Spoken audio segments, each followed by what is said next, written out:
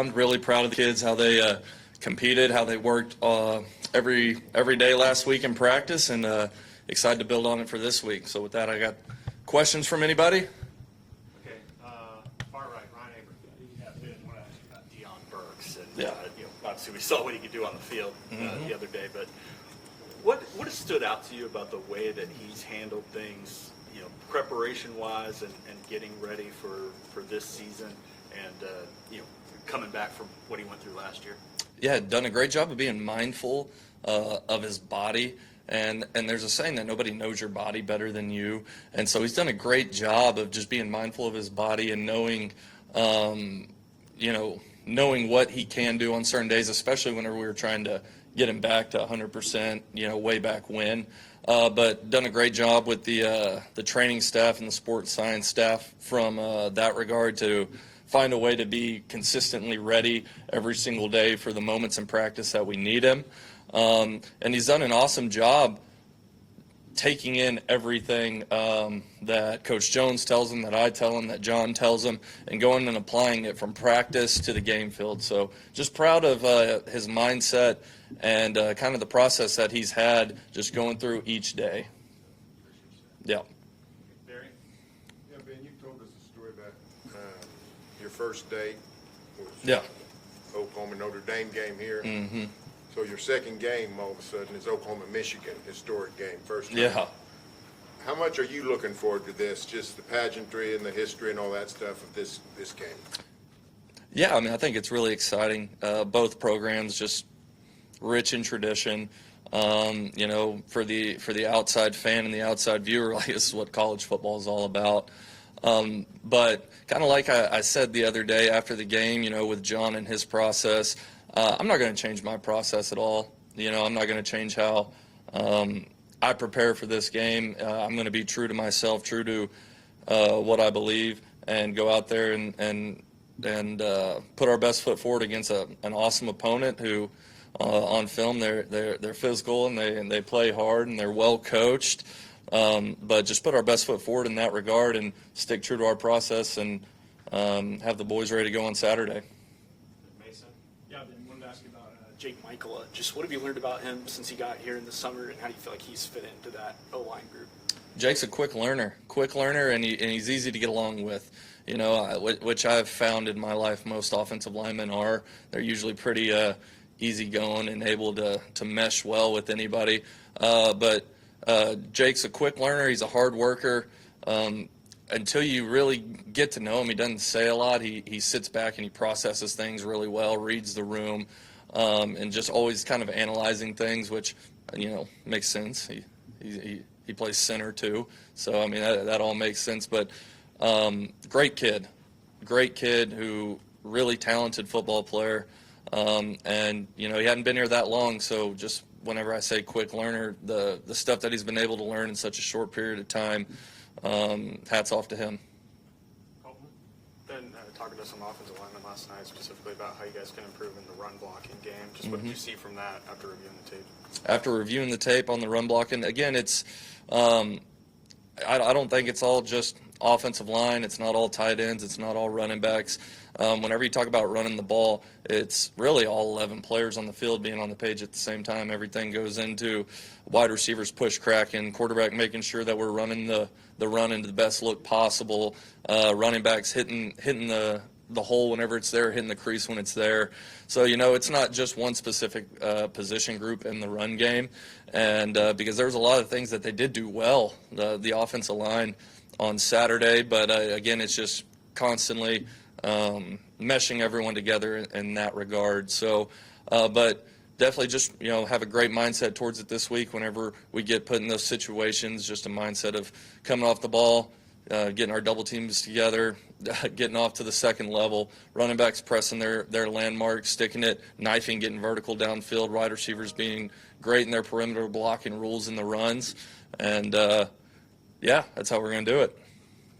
George? Yeah, Ben, I noticed on Saturday Kevin Wilson was kind of attached to the hip. Mm-hmm. What's his role on game day, and what's that communication like, learning from somebody like Kevin Wilson who's been doing this for a long time? Yeah, Kevin's a great guy. Kevin's a great guy that I love having in the building, and he's he's been a ball coach for a long time, and he's been a really good ball coach for a long time, and has such a great personality about him, and has such a great way of, just throwing a nugget of advice here and there. And a lot of times on the sideline the other day, it would just be we're standing there and, he'd give me like a fist bump, be like, "That's a good call." Like, "Hey, appreciate it, man." But any time, the thing about Coach Wilson, any time that I have, been like, "Hey, I need some veteran ball coach advice from you on something," he's always been there to lend it. And it's no different on game day. Sometimes I just walk by and be like, "You got anything?" And sometimes he says no. Sometimes he cracks a joke. Sometimes he asks something. So, I don't know. He's a great guy. He's fun to be around, and I don't know. He's cool. Did you know him at all before, or have any previous? Never met him a day in my life until he showed up in Norman. So, Thanks, Ben. yeah. I'm sorry, Jesse. Ben, we asked you about Jaren quite a bit, but we also saw Will Carson in the tight end room. Just what stood out about that group, that tight end group as a whole, and maybe what did you like about the way they complement each other, their different skill sets in that room? Definitely have different skill sets. One thing that I was really excited with them is how they showed up in the pass game. I thought they did some really good things just out in space and making the play whenever it came their way. Still with all of them would like a little bit cleaner in the core whenever you talk about run blocking, but they were great in their pass protection assignments and everything. Again, like I've said, that's a great group of kids, and they don't rarely make the same mistake twice. They're pretty in tune to their coaching and what they need to do on given plays. But that whole room, I think they're just going to continue to get better, and that's the exciting thing. So, fired up about them. Yeah, Ben, we saw Elijah Thomas on special teams, but didn't see him at receiver. Was the plan just get Dion, Isaiah, Countess as much reps as possible, or is that just kind of the way that it happened Saturday? I think kind of just the way that it happened the other day. I think we put out I could be wrong, I think we put out a two deep, and at the time I think we had Elijah at the 3, and so and that 3 spot right there. So making sure that the guys that we had in the 2 deep who had really earned it and stepped into those roles and built in great trust and everything, we're getting the reps that they need for a long season, because again, a lot of them are still really new, so they need to play a lot of football too. But it wasn't anything that Elijah did or didn't do. He got his special team reps in, and he's always at the go and ready for whenever we can get him out there on the field. So, yeah. I know Brent said last night that J&I was going to play a lot more in the future, but how much do you think he'll play against Michigan? Jay Knott's in a great headspace. I actually got to meet with him this morning too, and Jay Knott's in a great headspace. And I'm excited for this week and watching him practice, and get him out there against Michigan. Go back to the right side and the far right, second row, Ryan Chapman. As you started to look toward Michigan, let's say it's about that front 7 and the challenges that they're going to pose for you guys. Yeah, I mean, they're physical, they're stout, they're well coached, they understand their gap integrity, and they do a really good job at the point of attack, whether it's in shedding run blocks or rushing the passer. They do a really good job, so they're sound. So we have to bring our best. They're really good players, so we have to bring our best in those moments, in those situations too. You look at it, I think their linebacker position group, I think, is really good. I think they're really veteran players out there. They show up on film, they strike you, they're able to cover in space. So they've been really impressive, and they were really impressive whenever you watched them from last year's tape too. On the inside, they have the ability to throw a whole bunch of different guys out there. Last year it was mainly those 2 defensive tackles who ended up getting drafted were in there, 500 snaps last year, where this year they're able to cycle in more guys, keep their guys fresh. So I think that's a really good thing for them. But they're stout, and they're well coached, and they're going to bring their best. So we got to bring ours. Ben, we saw Favechi move from right guard to left guard for about half the game. I think that was the first time he's played on the left side since his freshman year at North Texas. What did you like about what you saw from him when he made that move to the other side? Effortless, seamless. Fabechi had a great game the other day. He does everything right, and it wasn't the first time that we'd seen him on the left side. We didn't just randomly do that in game. We were able to see it, quite a bit in practice too, just working with different models of the offensive line. And so it was no surprise that he went out there and switched from right to left and did a really good job. Left side, Davis. Yeah, Ben, have you learned anything new about John since you guys have gotten here? Learned anything new about John? No, I don't think I've learned anything new about him. I've been, I've kind of been around him for a long time. Again, I've just been impressed from, someone who is around him every day and then has seen his journey go from point A to really point B. Just the confidence that he has in himself, but it's not arrogance, and the leadership that he shows in the building. Those are some of the things that have just really impressed me as someone who's around him every day. But I don't think I've just learned a whole lot new about Johnny Boy in the last 8 or 9 months. All right, thank you, Coach. Appreciate it. Yeah, appreciate y'all. Good afternoon. We got a great opportunity this week with Michigan coming into town.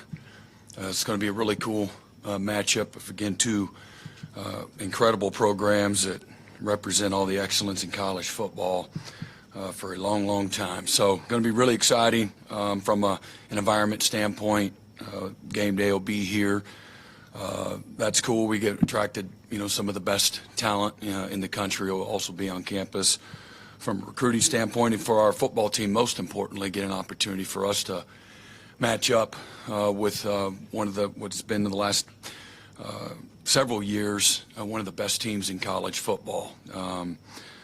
Michigan returns 51 Letterman, a very experienced football team, a team that 2 years removed from winning the national championship, a team that's 31-5 in their last 36 conference games in the Big Ten Conference, and just had a tremendous amount of success for a long time. And certainly this is a roster that they have that, it's elite. They're really good in the trenches on both sides of the ball. They have elite playmakers. Their quarterback looks to be mature beyond his years with his decision-making, and certainly his skill set's got a very live arm, very athletic, and then a defense that for the last several years has been one of the gold standards in college football when it comes to playing great defense. So it's going to be a great physical matchup, and again, for us, a great litmus test to where we're at. I know our guys are looking forward to the challenge of the game. And so with that, I'll open it up for questions. Starting on the right side, Colt Sully. Brent, you were obviously here when Sharon was here as a player. What do you remember about his leadership and practice, and did you ever think he was going to be a head coach?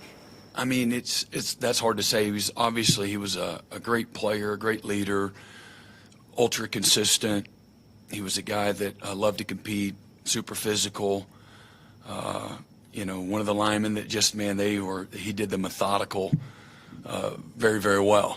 Just day in and day out, ultra consistent, and really smart.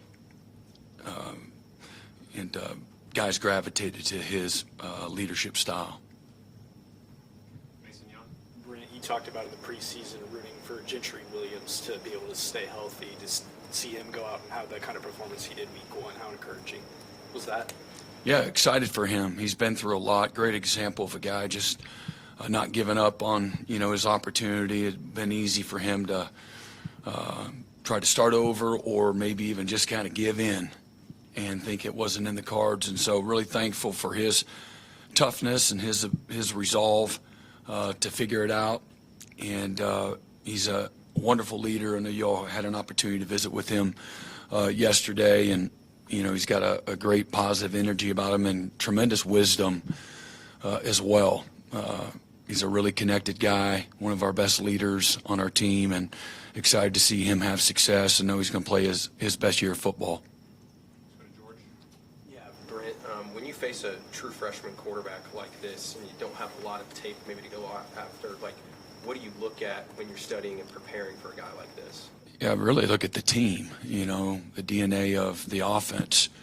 And so, we want to get after every quarterback that we play. but everything, there's a mythology to all of it. And so you got to start in the run game, starts up front. You got to win the battle in the trenches. Everybody's got to win their matchups for anything to work. He's a guy that, and he's, as I said to open up, man, he's a little different. And again, it reminds me a lot of a Trevor Lawrence, just quick, decisive, accurate, poised, tough, consistent. And there's a reason he was the #1 player in America. And he's got a maturity and a work ethic and leadership ability that go along with that. So just really, we look at, what's it going to take to win? How do you win? What's the formula to win? And there might be byproducts of that. This guy doesn't perform well and so forth, but it's really about us. It's about the fundamentals. It's about the effort. It's about the physicality. It's about putting ourselves in position to be successful based on, what is on tape, and don't get into a lot of the, the conjecture. Hey, Brent, I wanted to ask you about Owen Heineke, walk-on guy who makes his way at linebacker. You obviously have first-hand experience what it is being a walk-on, getting a linebacker spot. But I understand he had a conversation with you about wanting to expand his opportunity at linebacker in the spring. And I'm wondering if you could reflect on what that conversation was like, what you did, and then what you sort of saw to him after that. Yeah, no, he's doing incredibly well. Really proud of Owen. And the same thing is, he's got a stick-to-itness about him. He's got a bad case of the wants, and he's created opportunity for himself through a lot of hard work. He kept trying to throw himself into practice the last couple of years prior to this year. He'd sneak in there in the rotation, and I'd go over there and rip him out. And I was literally telling the team this story yesterday, trying to just show them they see Owen like he is right now, but that's not how this movie started. And for a lot of young guys that were, that are sitting out there, how do you create opportunity for yourself? This game don't wait on nobody, and so if you want your opportunity, man, you got to go get it. And this is a shining example. And when you don't get it right away, you don't give in. You keep coming after it, you keep throwing haymakers, and eventually you'll break through, sometimes sooner, sometimes later. And so he's a great example of that. It was, he would really piss me off because there's a very calculated rotation, and then he'd get in there, and he'll be the first one to tell you. He'd go in there, and he would not be where he's supposed to be, and then that would make me even more mad. But I kind of liked him doing that, and he kept doing it, I didn't look at it as disrespectful. I just saw it as a guy that, man, I know I can do something. So really, he believes in himself, and he's made a believer out of everybody. He really has. He's a trustworthy, not just a good guy, not just a guy that tries hard. He's a guy that's talented. He's tough. He's physical. He's athletic. He's really smart. He played, 40-plus snaps in the game, and my other sell job was to so many young players that are very talented that haven't created, a trust and value, and haven't spent any time trying to get on a special teams unit. And I think half of his snaps were on special teams out of his 40 snaps. And so talking about, I am impacting the game. What a big deal that is, as opposed to you had 2 snaps at receiver. You didn't do anything, You run 4.48, you're 6'3", you can jump out of the gym, you got, you're physical, you're tough, but you not one time have you gone to the special teams coach. Or when you've had your opportunity in the special teams, you don't have a sense of urgency about your opportunity. So, we got a lot of good examples. Owen is a great example of that. The team really respects him. And I just love his consistency, his gratitude, and he's a really good player. Mm-hmm. Yeah, Brent, you're playing for SEC honor Saturday, the Big Ten SEC rivalry. I know that's not any part of your mindset or care. How'd you figure that out? Is that asking all of our players, and they probably answer the company line? But my question is, SEC for a long time has had that reputation, best conference in college football. How important is it for the SEC to keep that from your perspective, needing to recruit and compete and all those things? I think it's, I mean, it fits somewhere in the equation. And you got pride. This is Oklahoma, Michigan. Oh, we happen to be in the SEC. They happen to be in the Big Ten. I respectfully, that's how I see it. And that's big enough in itself. Again, the byproduct, as you said, was, again, there's a recruiting, potential opportunity there. And then a long history and tradition. And then right now, they've won a couple of national championships recently, and so there's that too. That's for a lot of other people outside the locker room, just to be honest, to talk about it. And I think both conferences have got tremendous quality to them, and so that is on the line, as well.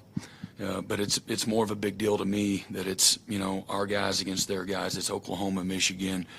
And the opportunity, that we have in front of us, and what finding a way to win, what that would mean, for us as we build, and create momentum for this season and improve our football team. Yeah, Brent, you've been a part of a lot of these big games. Think about Notre Dame and Florida State and some of the ones at Clemson. I know, like you said, in the game, it's the game, but outside of that, do you still get juiced up for these kind of matchups? Yeah. And what do you remember about maybe your first one or two of these style of games? I mean, yeah, absolutely, I do. But this is about the players. But I'm passionate about, again, what I do, and I think the energy and the enthusiasm, our players are they're going to be ready to play their butts off. And so my job is to make sure that they have, poise under pressure, that they're prepared, that they can quiet the noise and the chaos of game day. Game day, that's real. And the best teams and the best players, they have poise under pressure. And as we've said before, pressure is a privilege. And I want our guys to embrace that. And but everything that goes along with that. But again, winning doesn't negotiate, and you don't want to allow the emotions of game day to, to be a tranquilizer, for you as a player, and to hijack your emotions in all the wrong places. So you have to be able to channel your passion and your energy for all the right things, and not lose your mind in the middle of it. And so that's my job, is to create, the right type of mindset, with our players on how do you go win, in these moments, and do what winning requires. That kind of was where it starts, for me, and that's, our preparation, our details, those types of things. Second row, far right, Ryan Chapman. Brent, you touched on the physicality of Michigan's defense, but when you look at that front seven, what stands out about that group and what they've been able to do being so excellent here these last couple of years? Yeah, the depth, is probably the first thing. They lost several players, but they still have, so many, really good players, up front. I think it's just, they've got 7 players on defense who started at least 10 career games. That's a lot for what was supposed to have graduated a lot of guys. So they're very well coached. They're long, they're athletic, they're physical, they play with great effort, a lot of confidence, they got good culture, jumps off tape. Thanks to Ryan. Tom? Yeah, Brent, Ben was just up here talking about what it's been like having Kevin Wilson kind of in his ear on game days and just having him around. But as someone who's known Kevin for a long time, what's it been like from your perspective, seeing him as a resource for Ben, both on game days and just during the week? Yeah, he's just, again, as I've said before, he's got a great pulse for the moment, what you need, what you don't need, what's good, what isn't good, and he's got great instincts, as somebody like the great players do, when to take your shot, when not to, what's coming, what isn't, from the opponent. And he's got a great understanding of just the human psyche, the player psyche part of it as well, when it's enough and when it isn't, those types of things. So he's able to share some of that wisdom, and he's you got to kind of pull it out of him a little bit because he doesn't want to step on toes. But I think he's done a great job of organically developing some really, good relationships and trust with everybody around him. Third row, Cliff. Yeah, so, Coach, this is kind of broad, but I'll keep it shorter than last. So I got, so I got a buddy of mine, and his daughter is a freshman at Florida State, and the very first game she went to her freshman year was that Florida State-Alabama game. Very first game. Not just a game life experience.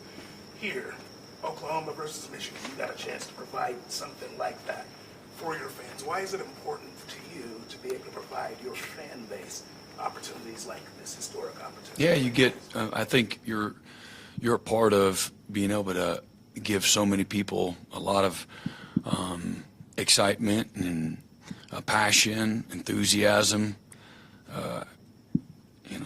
Give them a reason to celebrate.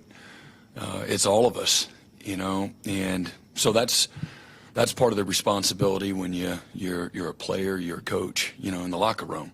You have the opportunity to do that, and so that's something that we've always taken pride in, as opposed to that's not the mindset of you're worried about how everybody else outside the building feels. I mean, and their opinions. That's not the same to me. The opportunity to bring people together, to make people. Because I did just watch the Thunder. What happened with the Thunder, and that's great for the state. And a lot of people. You give people the hope, and during the course of a season, just week in and week out, man, there's a build up to every game, and there's only 11 left guaranteed on the schedule. And 6 left, here, in our stadium. So we don't ever take it for granted. We talk about that a lot internally, the responsibility, as young men that put the crimson and cream on, what goes along with that, and be excited about that, that relationship that you have with your fan base. Left side. Brent, we saw on Saturday Isaiah kind of show his ability as a punt returner and his ability there. Just throughout the spring and the fall, what did you like about maybe what he showed there, and just how important is maybe that factor to have that in the special teams? Yeah, I think he's just, as I said in the spring, he was our most consistent receiver. Just showed up every single day, was always available. Strained, the mileage and the strain that he put out there every single day was impressive. Easy to coach, a really good teammate, really explosive. He's a playmaker. You saw that in the return game, and certainly you'll see more of it, at receiver as well. But a great young man that is principled on the right things. He's a lot of fun to be around. A really good teammate, and a real weapon for us this year. Yeah, Brent, after the season didn't go the way that Deion was hoping last year, what did it mean when he decided he wanted to come back and try to fix it? And what was it like to watch him out there Saturday? Yeah, he got up and spoke in front of the team several weeks ago and talked about that, everything that went into it for him. And he's got pure motives, does he want to do better? Absolutely, but he's concerned with, his name, and I really respect that, having a good name, respecting the opportunity to be at a place like Oklahoma and wanting to, leave a, deposit and make the place better. And oh, by the way, I'm going to get better too, and I need to grow in every part of my life, spiritually, as a man, certainly as a player, so, and that's not, he could have went for more money somewhere else. He certainly could have gotten drafted, at worst case, somewhere probably in the, 3rd, 4th, 5th round, and be making money and be playing in the NFL. But he made a really mature decision, in my opinion, and one that is going to serve him well, both short term, but most importantly, he'll look back when he's 30, 35 years old and have, really appreciate the decisions that he made when he's 22, to come back and finish what you started and get better along the way, and then to leave something that he can be proud of as well. Brent, in Michigan's last game, Justice Haynes, the running back, at 159 yards. What do you think of him and preparing for him? Yeah, he's got a great offensive line, a really physical group of guys. He's a very instinctual player, very powerful, explosive. He had great success in high school and just a young player at Alabama. I know he played, had a role, and probably looking for a little bit more of a role at Michigan, and certainly he found it. But a really good player. I know I've heard some of his interviews, a mature, wise young guy that's got strength as a leader as well. So he's tough to tackle, got great speed. Both of their backs are really, really good players. So got our hands full when it comes to stopping the run. Joe Masato on the right side, second. Yeah, great. We saw a lot of big-time matchups in Week 1. This is another one, obviously, this week. How much, first off, do you think we put too much stock in some of these early season games with, big-time programs playing?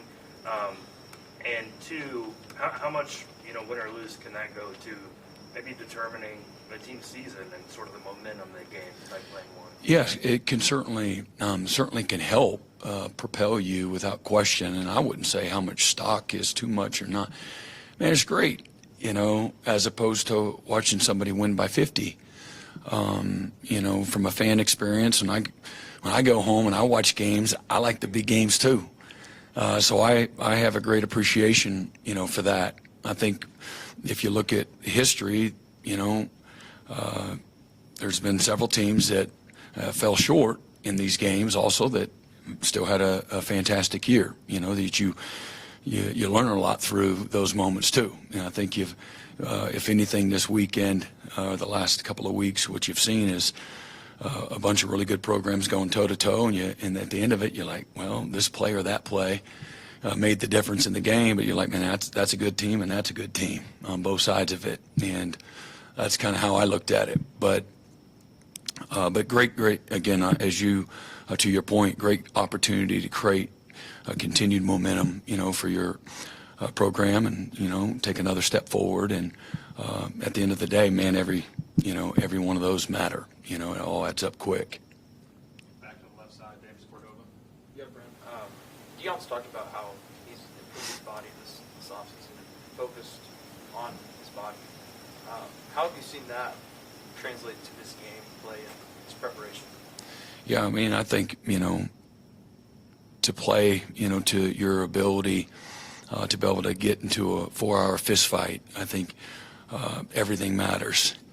And so from a recovery to stamina to the physicality, the details of what it takes to play at an elite level, all of those things matter. And he's the last 6, 7, 8 months, he's really dedicated, over that period of time, to making sure that he does everything he can to, prepare his body for this season and beyond. And so he's taken a real mature approach, been ultra consistent when it comes to the discipline to do the things necessary, and he looks like it. He got a lot left in the tank. I'll just say that. Yeah, Brent, Ben mentioned that Jaden Ott was in a good headspace. Is that something you've seen, and how important is he going to be for the overall success of the run game going forward? Yeah, as I've said, he's one of the more explosive players in college football. I know he's banged up last year. He was banged up in camp, but looks to be close to 100%. And when he's at his best, we've all seen people that know his journey, what he's capable of. So he's a real weapon, and I think he'll play a real factor in, our season moving forward. So I'm excited about that, to have, another weapon like that, on our offense, and we're going to need him. Okay. Coach has another obligation he has to get to. Barry, you have one quick last one. You brought up Trevor Lawrence. You were there his freshman year. I think your second game of the year. Yeah. You went to A&M. Yeah. Tough environment. Mike Elko was their coordinator. Mm-hmm. How difficult is that for a true freshman to play against a really good defensive coordinator who can try to confuse him and all those things? Yeah, I remember the guys around him playing well, a defense that played really well, receivers that climbed the ladder and made competitive plays, running backs that broke tackles, and an offensive line that gave him an opportunity to throw the ball on time. And then his talent, was evident. But in that game, we also played two quarterbacks. The game that you referenced, Kelly Bryant also played and played well, in some of the short yardage +1 run game, RPO, pop pass stuff, that world. But that's what I remember about Trevor. He was surrounded by a veteran football team where, again, he didn't have to play quarterback alone. And if we're going to be successful, where everybody plays a role. And so he'd be the first to tell you. And as the season went on, he had some ups and some downs. But in the biggest moment, in the biggest game at the end of the year, he was able to make a lot of really good plays under duress and tight windows, and so did the players around him. But that's what I would say. Really good quarterbacks are successful, not by themselves. But that's what he was able to do. But, be able to lean on the defense when things aren't going well, and nothing was easy about that game. Was that overtime? Was that one overtime? I think it went overtime. 28-26, and it either went right to the marker there. But, yeah, we had to stop a 2-point conversion to win the game on defense. And also another defensive play, they catch a runner on a 3rd down, and they're running in to score, and our safety doesn't give up on the play. Kayvon Wallace pops the ball out, and he fumbled it inbounds, and then it rolled through the end zone, and we get the ball back. And so you got to have some things go your way. Those are just kind of going back to the moment that you remember, but hostile. Coach Stoops came and spoke to the team a couple of maybe a week ago or so, and he brought up that 2000 team and just kind of the Red October, and then all of the headwinds and the choppy waters that the rest of the season brought. All of the games that we had to, quarterback had the huge elbow that was swollen up, and linebacker Torrance Marshall intercepts one, to come from behind win, and several other games that were like that, defense knocking a fade route down to Marcellus Rivers in the end zone to beat a 3-8, Oklahoma State team, or Tim Duncan, the walk-on kicker, kicking the knuckleball field goal in Arrowhead Stadium to win the Big 12 championship 27-24 to go, to the national championship. Like, it looks easy looking back 13-0. Man, they must have been dominant, but we weren't, and it takes everybody. You remember that team, the defense just got better as the season went along. A great example of what that looks like. And the offense went there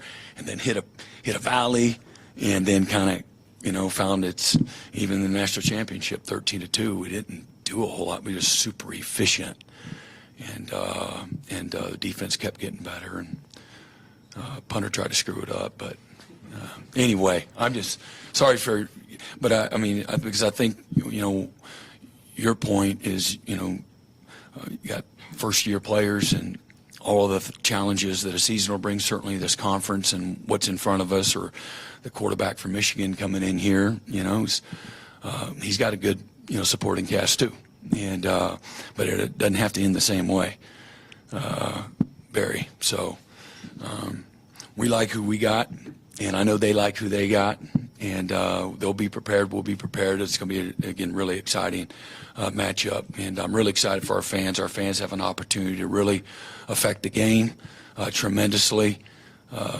Last week was fantastic, the best Walk of Champions that we've had in the several years that we've been here by a long way. I think opening up maybe that area to the tailgating provided, more of an opportunity, people really to be fully immersed into, game day and what that's all about. I think that's super cool. Our players feed off of that, that additional, emotion. That's real.